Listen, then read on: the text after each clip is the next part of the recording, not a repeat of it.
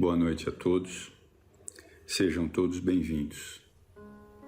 Vamos iniciar os trabalhos desta noite pedindo a Deus, a Jesus, ao Frei Fabiano e aos bons espíritos que nos cercam, para que os trabalhos desta noite se realizem em grande paz. Vamos também pedir a eles que levem as nossas melhores vibrações para aqueles que se encontram em grande sofrimento em nosso planeta. Aos nossos irmãos que sofrem nos hospitais, aos nossos irmãos que contraíram este terrível vírus que assola o planeta, aos nossos irmãos que por falta de alimentos não conseguem reagir, aos nossos irmãos que ainda se encontram cegos de ódios e de orgulhos. Enfim, a todos os necessitados neste planeta. Que o Mestre Jesus os socorra segundo suas necessidades. E assim, vamos iniciar os trabalhos com a oração que Jesus nos ensinou. Pai nosso, que estais nos céus, santificado seja o vosso nome. Venha a nós o teu reino, seja feita a tua vontade, assim na terra como no céu. Pão nosso de cada dia nos dai hoje. Perdoa, Pai, as nossas dívidas, assim como perdoamos aos nossos devedores. Não nos deixes cair em tentação e livra-nos de todo mal, que assim seja. Graças a Deus, graças a Jesus. Bem, nós vamos iniciar aqui os trabalhos da noite, lendo o Evangelho segundo o Espiritismo, de Allan Kardec, e escolhemos o capítulo 17, Sede perfeitos, características da perfeição. Amai aos vossos inimigos, fazei o bem àqueles que vos odeiam e orai por aqueles que vos perseguem e vos caluniam. Se amais apenas os que vos amam, que recompensa tereis? Os publicanos também não fazem isso? E se apenas saudardes vossos irmãos, o que fazeis mais que os outros? Os pagãos não fazem o mesmo? Sede, pois, perfeitos, como o vosso Pai Celestial é perfeito. Mateus. Deus possui a perfeição infinita em todas as coisas. Assim, este ensinamento moral, sede perfeitos, como o vosso Pai Celestial é perfeito, tomado ao pé da letra, dá a entender a possibilidade de se atingir a perfeição absoluta. Se fosse dado à criatura ser tão perfeita quanto o Criador, ela o igualaria, o que é inadmissível. Mas os homens aos quais Jesus se dirigiam não teriam compreendido esta questão naquele tempo. Por isso, ele se limitou a apresentar-lhes um modelo e dizer que se esforçassem para atingi-lo. É preciso entender, por estas palavras, a perfeição relativa que a humanidade é capaz de compreender e que mais a aproxima da divindade. Em que consiste esta perfeição? Jesus o diz: amar aos inimigos, fazer o bem àqueles que vos odeiam, orar por aqueles que vos perseguem. Ele mostra que a essência da perfeição é a caridade, em sua mais ampla significação, porque define a prática de todas as outras virtudes. De fato, se observarmos as consequências de todos os vícios, e até mesmo dos pequenos defeitos, reconheceremos que não há nenhum que não altere de alguma forma, um pouco mais, um pouco menos, o sentido da caridade. Porque todos têm o seu princípio no egoísmo e no orgulho, que são sua negação, visto que o que estimula exageradamente o sentimento da personalidade destrói, ou pelo menos enfraquece, os princípios da verdadeira caridade, que são a benevolência, a indulgência, a abnegação e o devotamento. O amor ao próximo, levado até amar aos inimigos, não podendo se aliar a nenhum defeito contrário à caridade, é por isto mesmo sempre um indício de uma maior ou menor superioridade moral, de onde resulta que o grau de perfeição se dá em razão da extensão desse amor. Eis porque Jesus, após ter dado aos seus discípulos as regras da caridade, no que ela tem de mais sublime, disse: sede, pois, perfeitos, como o vosso Pai Celestial é perfeito. O homem de bem. O verdadeiro homem de bem é aquele que pratica a lei de justiça, de amor e de caridade, na sua maior pureza. Questiona sua consciência sobre seus próprios atos. Perguntará se violou essa lei, se não fez mal, se não fez todo o bem que podia, se negligenciou voluntariamente uma ocasião de ser útil, se ninguém tem queixa dele. Enfim, se fez aos outros tudo o que gostaria que lhe fizessem. Tem fé em Deus, na sua bondade, na sua justiça e na sua sabedoria divina. Sabe que nada acontece sem a sua permissão e submete-se em todas as coisas à sua vontade. Tem fé no futuro.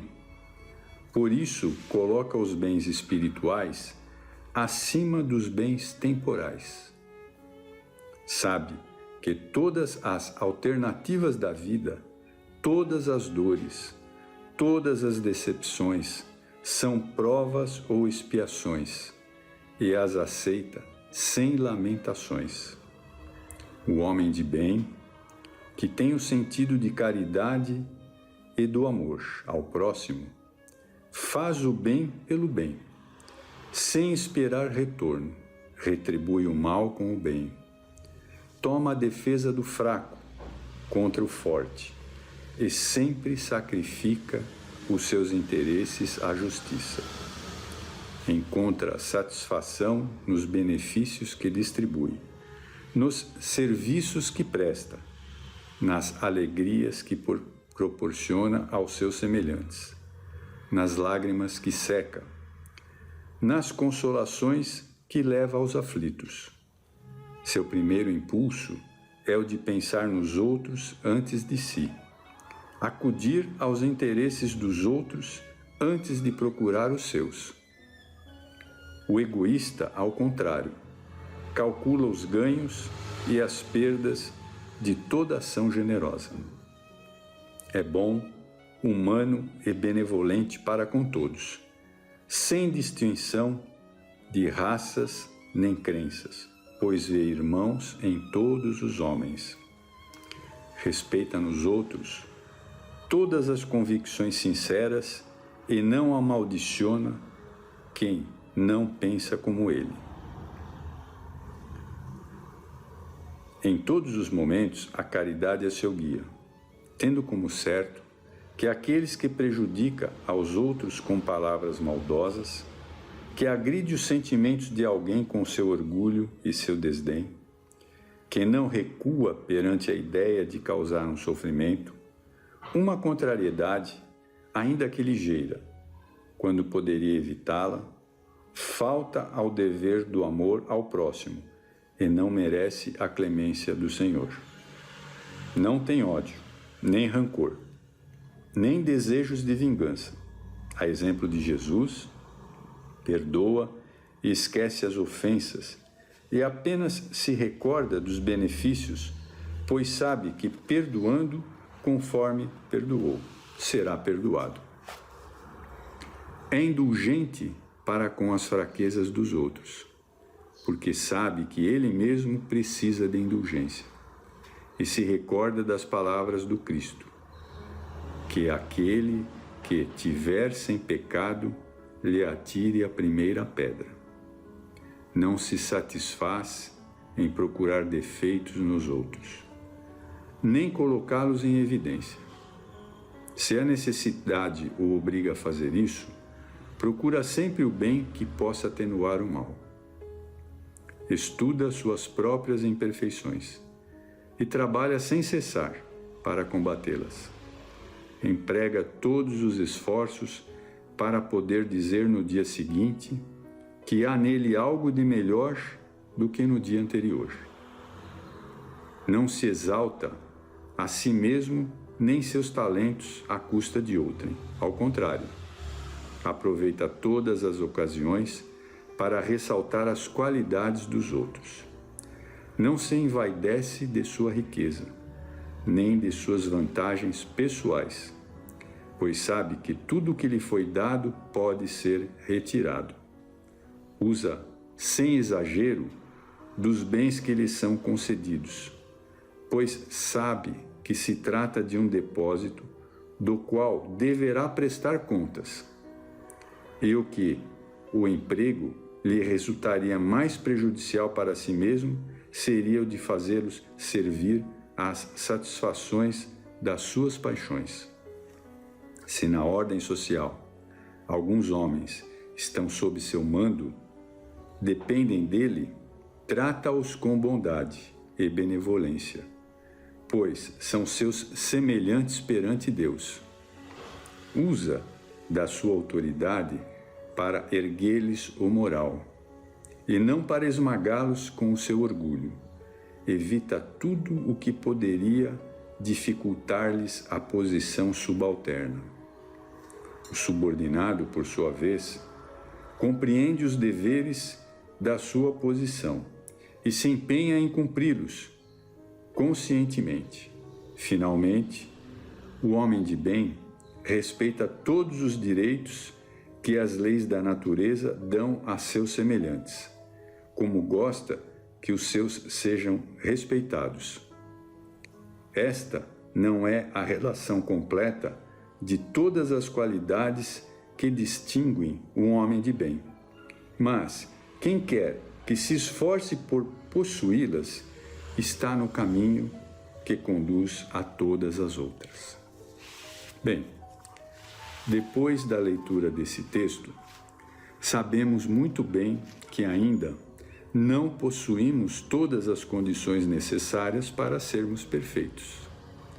E como o próprio texto diz, nunca seremos exatamente perfeitos como Deus, né?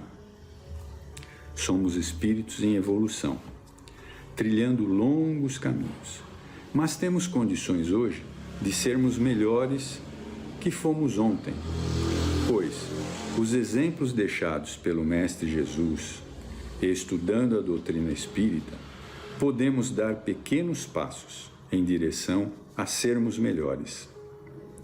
Nos dias de hoje, podemos nos considerar privilegiados, pois estes legados de Jesus e de Kardec são bússolas a nos orientar os caminhos. Não podemos esquecer que as leis de Deus estão inscritas em nosso espírito e hoje sabemos quando erramos. Basta fazer uma análise do erro e procurar não repeti-lo.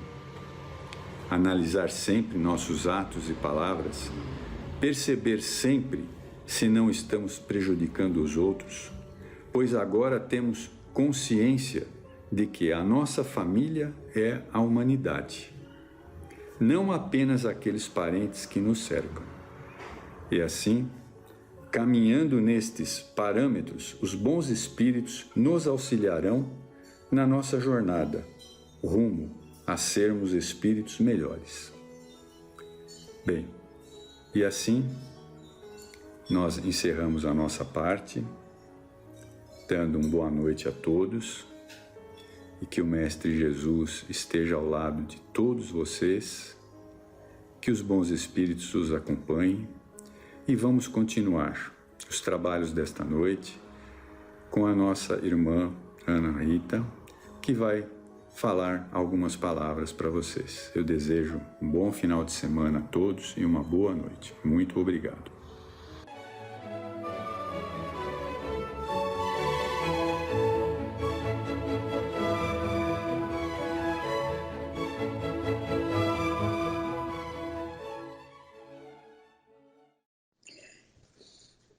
Boa noite a todos, com muita alegria que estamos aqui reunidos mais uma vez para o estudo da doutrina espírita,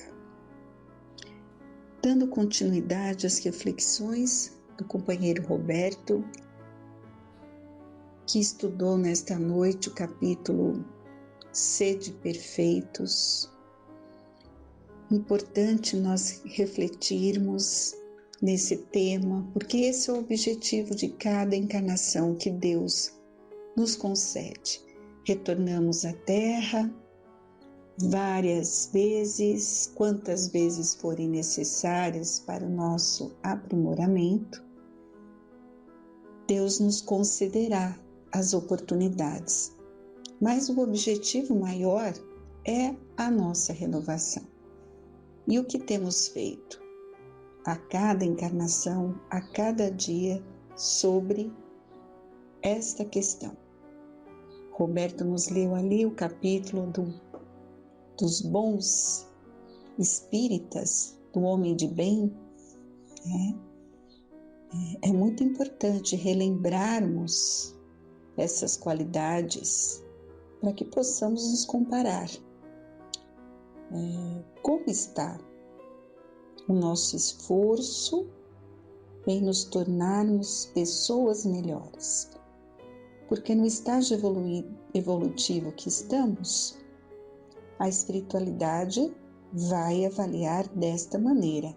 Não somos ainda perfeitos, não temos todas aquelas qualidades mencionadas ali no capítulo do Evangelho. Como é que vamos ser avaliados? Pelo esforço que estamos fazendo para atingir essa perfeição. Lembremos sempre disso. E para a nossa reflexão de hoje, eu trouxe um capítulo do livro Estudando o Evangelho de Martins Peralva. É o capítulo que ele fala sobre a renovação, justamente sobre esse tema. Ele começa lembrando da palavra de ordem enérgica e suave do Mestre Jesus. Brilhe a vossa luz. O interesse do Senhor Jesus é de que os seus discípulos de ontem, de hoje e de qualquer tempo sejam enobrecidos por meio de uma existência moralizada, esclarecida, fraterna. O Evangelho aí está. É um presente dos céus para todos nós, para que o ser humano ele se replete com as suas bênçãos, se inunde de suas luzes, se revigore com as suas energias, se enriqueça com seus ensinos eternos. O Espiritismo, em particular, como revivência do cristianismo, também aí está, ofertando-nos os oceânicos tesouros da codificação. E aí perguntamos, de que mais precisa o homem para engrandecer-se? Pela cultura, pelo sentimento, se lhe não faltam os elementos de renovação plena, integral, positiva? O que falta ao homem moderno, usufrutuário de tantas bênçãos, para que brilhe a sua luz? A renovação do homem, sob o ponto de vista moral, intelectual, espiritual, é difícil, sem dúvida, mas é francamente realizável, desde que ele se disponha ao esforço transformativo, a utilizar os recursos que o Evangelho, que a doutrina espírita lhe fornecem, farta e abundantemente, sem exigência de qualquer outro preço, a não ser o preço de uma coisa bem simples, a boa vontade, a disposição de automelhoria. Não é mesmo? Lembrando sempre que o supremo objetivo de todos nós que estamos aqui na Terra é o da nossa própria renovação. Estamos aqui para aprender, refletir e melhorar-nos pelo trabalho que dignifica. Então, nós temos que estar o tempo todo dispostos a esta automelhoria. E para que isso aconteça, para que o homem consiga realmente renovar-se, tem que estabelecer um programa tríplice. Para que brilhe a sua luz, para a sua realização íntima, ele tem que estar ali muito empenhado em 3 aspectos: estudo, meditação e trabalho. O estudo se obtém por meio da leitura do Evangelho, do Livro dos Espíritos, da doutrina espírita, que nos propicia aí uma rica biblioteca. Espíritos de luz nos trouxeram tantos ensinamentos. E também de outras obras educativas, religiosas, filosóficas. Todos os livros, literatura que levam o ser humano a projetar a mente na direção de ideais superiores. Então, essa é a parte intelectual do estudo tão necessária. E esse estudo ele deve ser meditado, assimilado, posto em prática, a fim de que se transforme em frutos de renovação realmente efetiva, positiva, consciente. Lembremos do ensinamento: conhecereis a verdade e a verdade vos fará livres. Então é fundamental, quem estuda alimenta a sua alma. Nós precisamos ter esse alimento, esse material tão importante que é o conhecimento. Não podemos ficar alheio a essas literaturas tão edificantes que hoje encontramos, nos livros, na própria internet. É muito necessário esse interesse. Aí a meditação é o ato pelo qual se volve o homem para dentro de si mesmo, onde encontrará a Deus no esplendor da sua glória, na plenitude do seu poder, na ilimitada expansão do seu amor. Lembrando outro ensinamento de Jesus: o reino de Deus está dentro de vós. Temos o potencial divino em nós, precisamos fazer florescer. Então é através da prece, do conhecimento de si mesmo, que obterá o homem a fé que necessita para a superação das suas fraquezas, a esperança que lhe estimulará o bom ânimo, bem como o conforto e o bem-estar que vão lhe serenar o coração nos momentos difíceis. É o equilíbrio interior que tanto necessitamos. Na meditação e na prece, o homem vai conseguir o fortalecimento moral e a inspiração para o bem. E por fim, o trabalho. O trabalho para o ser em processo de evolução tem que ser avaliado em 3 aspectos, Estamos no mundo material, temos o trabalho necessário para a nossa manutenção da vida.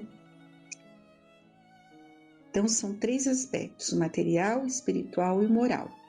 Através do trabalho material, dignifica-se o homem no cumprimento dos deveres para consigo mesmo, para com a família que Deus lhe confiou e para com a sociedade que ele participa.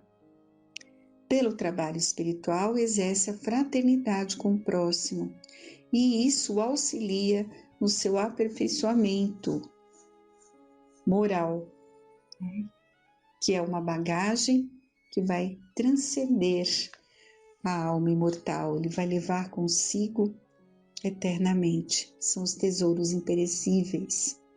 E no campo da atividade moral, ele lutará simultaneamente por adquirir qualidades elevadas. Então, em resumo, aquisição, cultivo e ampliação da animalidade em que jaz há milênios de milênios. Então, lembrando ali a colocação de Paulo, que é na nossa perseverança que possuireis as vossas almas. Então, lembre sempre todos, a palavra do Senhor, brilhe a vossa luz. Renovação moral, cultural e espiritual. A estrada é difícil, o caminho é longo, repleto de espinhos e pedras, de obstáculos, limitações, porém a meta é perfeitamente alcançável. Tudo é possível para aquele que crê. Importante nós lembrarmos dessas frases de Jesus, né? Tão simples, mas que nos dão um roteiro a seguir. É possível, sim. Tudo é possível se você realmente se determinar a realizar. O que nos falta é boa vontade. Boa vontade construtiva, eficiente, positiva. O resto virá no curso da longa viagem, né?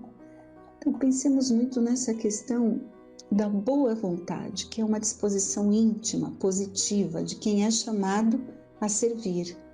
E é fator indispensável, como Martins Peralva falou aqui, para as conquistas humanas, tanto no campo material quanto na questão espiritual. Se todos manifestamos boas intenções frente a um trabalho e às oportunidades de praticar a caridade, nós vamos, com certeza, conseguir. Quem não edifica o bem, só por essa omissão já está forjando o mal em forma de negligência, não é mesmo? Então, frente a qualquer problema, façamos o melhor que pudermos. E estaremos, assim, exemplificando a boa vontade, que é a chave do seguro sucesso, né, em todo um empreendimento nobre e justo. Então, o trabalho, como foi falado aqui, é um instrutor do aperfeiçoamento. Sirvamos em qualquer parte com boa vontade.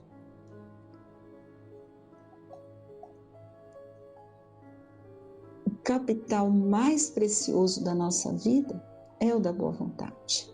Coloquemos esse sentimento em movimento, com muito esforço, determinação, e a nossa existência estará enriquecida de bênção e alegrias, onde estivermos. Lembremos da semente, né? Quando jogamos a terra, a cova ali na terra absorve a semente enriquece o homem, o vento ajuda as flores produzem frutos abençoados, os rios confiam-se ao mar, o mar faz a nuvem fecundante, uma cadeia, né? Aquele, pois, que serve com boa vontade, pelo prazer de ser útil, encontrará em si mesmo 1000 recursos de progresso e elevação. Então reflitamos que perante a necessidade do estudo, da exemplificação do bem, do auxílio ao semelhante, da cooperação no lar, na luta contra as indicações de nossas inferioridades, recordemos sempre que a boa vontade será a luz a clarear o nosso caminho, conferindo-nos, todos nós, espíritos ainda imperfeitos, força e ânimo para prosseguir com o Senhor até a vitória final sobre nós mesmos. Que estejamos então atentos, Senhor, a essa questão do esforço, da boa vontade, da perseverança. É isso que devemos pedir em nossas preces todos os dias a Deus e a Jesus. Força, coragem, boa vontade. E que a paz envolva todos os corações nesta noite. Fica aqui o nosso pedido principalmente, Senhor. Nossa prece por todos os que sofrem, estão angustiados, perdidos. Que Jesus, na sua infinita bondade, possa amparar a esses corações, aos que desencarnaram nesse período da pandemia.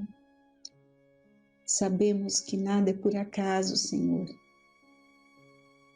que Deus está no leme e nada acontece sem a sua vontade. Pedimos por todos os familiares que se separaram de seus entes queridos, que recebam ali o alimento para suas almas, o conforto, que busquem em Deus a força necessária para compreender e continuar a sua caminhada. Pai nosso que estais no céu, santificado seja o teu nome. Venha a nós o teu reino, Senhor. Seja feita a tua vontade, não a nossa, assim na terra como no céu. O pão nosso de cada dia dai-nos hoje. Perdoa, Senhor, as nossas dívidas, assim como perdoamos aos nossos devedores. Não nos deixeis cair em tentação e livra-nos de todo o mal. Que assim seja. Uma boa semana, com muita paz para todos.